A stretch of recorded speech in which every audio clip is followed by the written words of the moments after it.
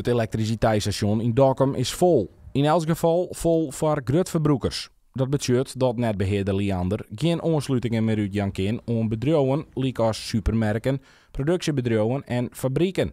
De voorzitter van Handel en Industrie in Dokkum en omkreten zegt het nice ergens wil wat aankomen.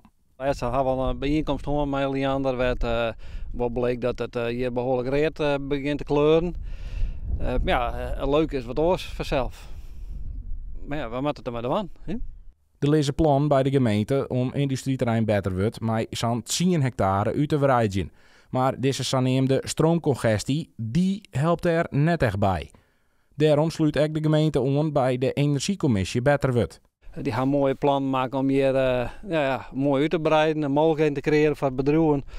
En dan komt eigenlijk zo'n toch wel een beetje een domper, laat ik het samen noemen. Het is echt net zo dat er helemaal niks meer kan. Want je zegt gewoon een bedrijven tot 80 ampère, dat kan gewoon terug in. Dus laat ik net te negatief worden. Maar ja, voor de grote jongens is het wel wat moeilijker. En dus is het nou ziekje van, en daarom heb ik er wel de kop bij elkaar steken.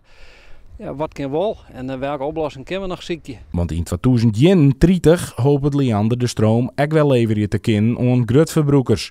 In tijden van verdwarsing is het voor de ondernemers wel een klap. Doch zocht Visser naar mogelijkheden. Voor de hand liggend is misschien opslag, herverdeling. Al jaren is even kritisch en die aansluiting die wij nog hebben, hebben we die werkelijk nodig? Kunnen we dat misschien onderling wat oors verdelen?